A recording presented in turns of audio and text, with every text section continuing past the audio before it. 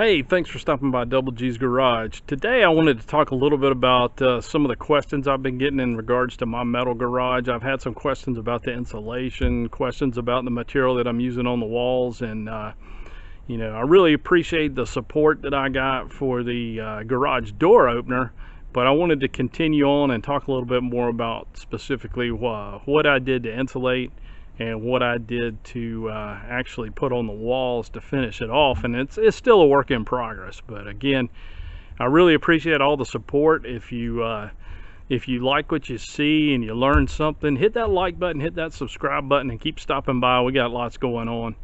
But to start with, if you notice, my double garage is what we call an Eagle metal building. Eagle garages, they're based out of Mount Airy, North Carolina, and what I found is a lot of the local distributors might sell the same buildings, and they all come out of the same factory, at least in this area of Mount Airy, North Carolina.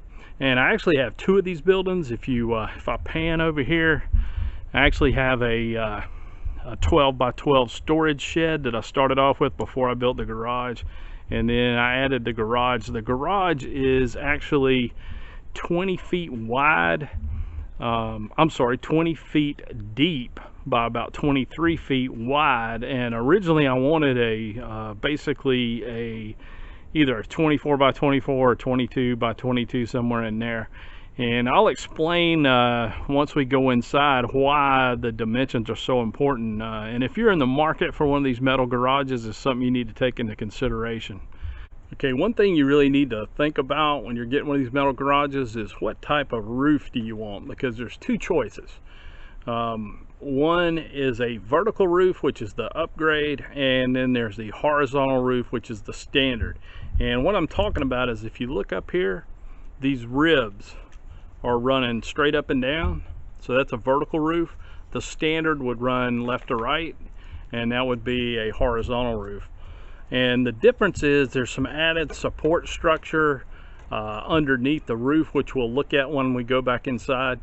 But there's some benefits besides the added structure, heavier snow load and better support. You can just imagine with the horizontal, the rain's not going to run off as good, trash is not going to run off real good. And if you're in an area where it snows, I'm not, but if you're in an area where it snows, the snow will kind of just sit up there. It's hard for it to roll off. With my roof, debris, trash, and rain, and of course if it ever snows, it'll just roll right off. So it's a nice setup. But I wanted the extra support. I wanted the vertical roof strictly for keeping it cleaner and nicer and all those things. So let's go inside and take a look at what I'm talking about. Okay, so if you look at the underside of the roof, you can see that there's an additional support bar that's running from left to right, and I will try to get a better shot of it here if I can get out of the glare. What I'm talking about are these ribbed support structures that you see. That is something that you don't get on the horizontal, but you get on the vertical. So for instance, if you're putting a metal roof on a regular stick-built wood house, you would put these strips across, wood strips across, to attach the metal roof to. And that's what you have to do when you're getting a vertical roof versus a horizontal. You have to add the attachment strips, and it adds some more support to the roof because you have an extra rail, if you call it, going across there. So I know this is not a great picture, but what am I insulating the walls with is basically 4x8 foam core insulation boards. You can buy them at any of the Home Depot, Lowe's, any of those stores. And I'm simply sandwiching these behind the covering of the walls, which I'll show you here in just a second. Also, if you look up in the roof, I can cut those foam boards perfectly, and there's actually a lip that it can sit on because of the crossbars up there. Both sides. Let's see if I can get a better shot.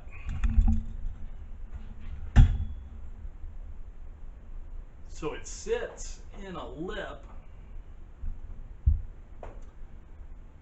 and it'll just kind of sit up there. If you cut it exactly right, it'll sit there. And I'll give you a better close-up of the walls here in a minute. We'll talk about that. But in the ceiling, what I'm doing is, again, I'm buying these corrugated metal strips. They're probably, I don't know, almost 3 feet, 2 or 3 feet wide by 10 feet long. And I'm cutting them off of metal shears, and they'll sandwich. So the foam board's behind it, like you see here. And then on top of it, the corrugated, that's actually 2 pieces that I cut. And these spans, this is kind of critical here. I talked earlier about the building being a 20 by approximately 23, so it's 20 deep from front to back, and it's about 23 wide. So I'm cutting these strips right at 5 feet, because those spans between those support beams is exactly 5 feet to center. So I can cut it at 5 feet, I can wedge it up in there, and you can see the result. So the foam board's behind it, and then the corrugated's on top of it, and there's just enough room to catch the lips on each side and to hold it in place. And I really don't have to put any screws or anything in it. It just wedges up in there, and it's nice and tight. And I've checked with a thermal gun, and I'm probably getting somewhere around 25 to 30 degree or more drop in temperature. So I check it like in the summertime, you know, it's like 120 degrees or so. It's about 95 or so on the back of the foam board. And I haven't checked it since I started putting the corrugated metal up there, but it is enough insulation to tell a big difference now that I've done the whole ceiling. Of course, I'm not finished; it's still a work in progress. I still got to finish putting the corrugated metal up there. So let's talk about the walls.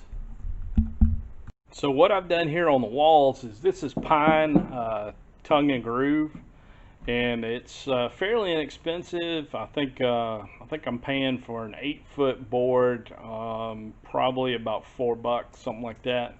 So what I've done is, I wanted to have something on the wall, obviously, that I can hang my garage stuff, and I don't want to put too many holes in the structure. I didn't want to have to put wood strips up everywhere. I wanted to keep it as light as possible. So what I came up with is the tongue and groove. And what I'm doing here is, it's kind of hard to tell. I'll try to get a close-up. What I'm doing here is, I'm actually only attaching every other board. So like right here, and I know on tongue and groove you're supposed to nail it in behind the seams, and you know it should be down here in the groove, and it down here in the groove, and it should be hidden so you can't see it. I understand all that. I'm not doing a tongue and groove perfect wall in a house or anything. What I did is just sink a metal screw through the board, but I'm only hitting every other board. So I'm only screwing every other board, and what I'm doing is, in the tongue and groove, I'm putting construction adhesive in there. So one board would be attached to the support structure, then there's construction adhesive in the tongue and groove and a floating board, and then the next one gets a screw and it goes all the way up the wall that way. So that way I minimize the number of intrusions, I guess you'd call it, or screw holes that I'm putting in my support structure.